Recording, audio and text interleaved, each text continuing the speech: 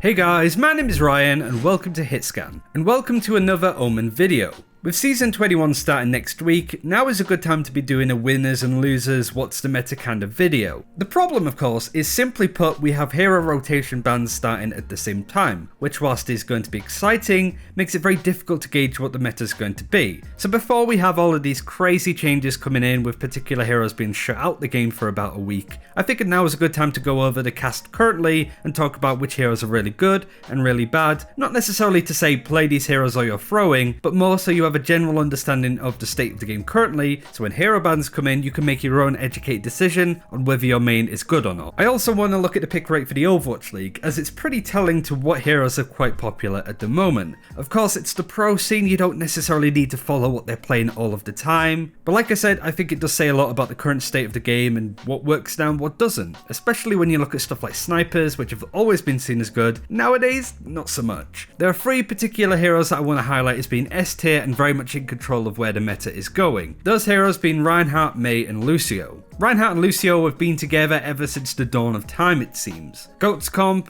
the first initial competitive compositions that we used way back when Siegel was a pro player for Not Enigma. Every time that Reinhardt's been meta, Lucio's been meta. And ever since we had the Breaking Barriers patch which really shut down the deadly duo of Aris and Sigma, Reinhardt's come out on top as being the only real option when it comes to being a main tank. We did a video recently with Evil Toaster, who is also part of the Omen squad, about how you can realistically run any composition and combination of tanks at the moment, but if you really want to get that extra bit of optimization out of your team, you always want a Reinhardt on your team at the moment. But both of these heroes I really feel pale in comparison to the effect and impact that Mei has on the game currently. I actually think that a lot of these heroes that are currently meta are meta because of Mei. She is easily the strongest hero in the game at the moment, and there's multiple reasons as to why. She has 250 health, making her quite tanky, her own get out of jail free card with her ice block being able to heal herself, she can freeze targets, she has a brilliant zoning ultimate, but of course the wall ability is one of the strongest bits of utility anybody has in the game, being able to get your team to places where they couldn't get to otherwise, being able to protect yourself from incoming damage with a massive shield of HP that has a relatively low cooldown for what it is, but of course being able to break up the map, isolate targets for you to kill, it's exceptional. Mei was nerfed on the PTR, but I don't know if it's going to do that much to her to bring it down, but even if it doesn't, hero bans may just do that. You can see with the other DPS options that have been picked over the past few weeks in the Overwatch League, it's quite healthy otherwise.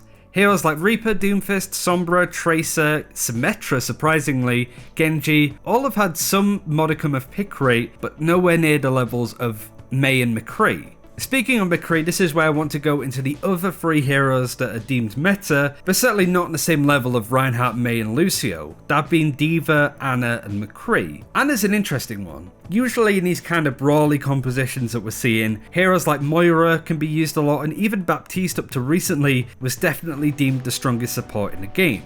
So why is Ana being played? Well, this is a question that I asked Evil Toaster actually, and he gave a pretty succinct answer as to why Ana is the best flex support in the game currently. She's in the high tier of the most healing now, because Moira's healing got nerfed and Baptiste's healing got nerfed. That's like the base reason, but as far as like meta goes, like as long as no one's like playing Diva and straight up diving you, then Ana's just really good value. And since it's not double barrier anymore, you can actually play Ana and not just hit nothing but barriers. So it's just really like she was always as good as she was, but the meta didn't fit her because she didn't like get a buff or a nerf that suddenly changed, made her like super good. It's just the environment around her changed.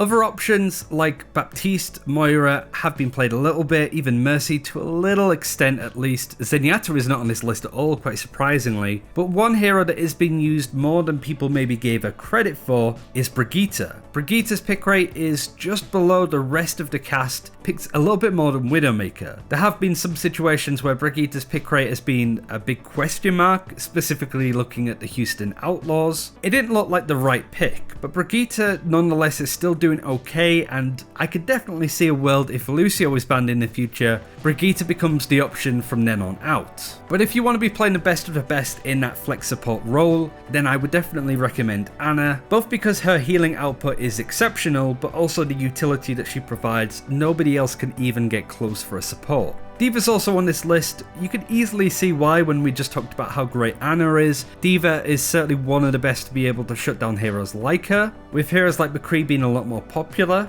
And the 3-second booster buff that she got recently, she has overtaken effectively everybody when it comes to the best off-tank role. Again, it's no real surprise, D.Va is always a pretty strong pick. And in these brawly comps, she can do quite a lot of damage herself, a lot of damage mitigation, and just keep up with the tempo in the game a lot more than some of the other options. Not to mention the main off-tank that was in that role before Sigma was not only hit with some nerfs himself, but the combination with Orisa was hit even harder, meaning that when there's no Orisa, there's very little Sigma. Pretty straightforward stuff, but I did want to highlight Orisa being used in this off-tank role as well. The nerfs that she had recently hurt her a lot, but in a way that nobody was really expecting. She went from the best main tank in the game to the second best off-tank, which is really odd, but again, we get a good explanation of why this is good and why teams are running it by Evil Toaster, who plays a lot of Orisa himself. Because Reinhardt is pretty much the only main tank left, right?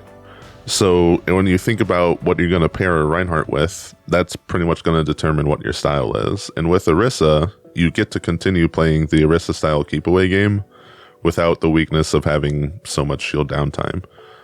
So you could poke shields from long range, you could still halt people, and you also don't die to Mei.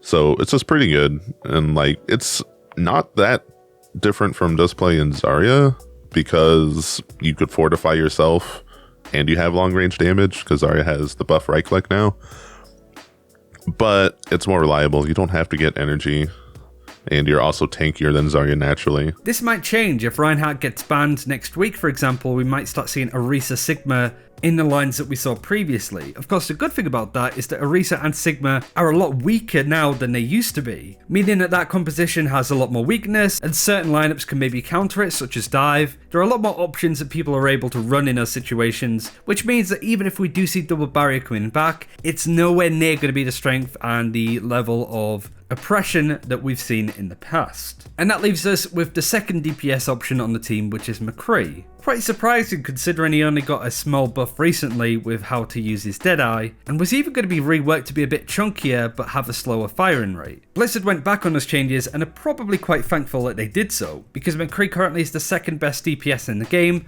of course behind the Queen Mei. It's been great to see this character back into the game. It's a shame that Pine is no longer in the league. I would love to see the big boss playing this character again. But it's very interesting to see how McCree's been used in this lineup. Usually in the past it's been Doomfist and Reaper who have been nerfed quite a lot recently, but I wouldn't say that McCree is only in this spot because of the nerfs themselves. I feel with the lineups that these teams have been running and the effective range that McCree is really good at, he could do quite a lot here. He's not as brawly or as in your face as Doomfist, Sombra and Reaper can be, but where these team lineups with the Ana, the Reinhardt, the D.Va, the Mei want to be fighting is quite deathbally, but a bit more spread out, leaving McCree a bit of room to breathe and a bit of freedom to be quite creative, like you're seeing with some of the gameplay that we've been showing on screen. He's not completely strapped to the team, he can go out and do other bits and pieces if he wants, but I think that this is a really good sign for the meta currently. We're in a very deathbally kind of meta, which is something that we've had multiple times in the past, but it's certainly not as strict, therefore allowing heroes like McCree to be used a little bit.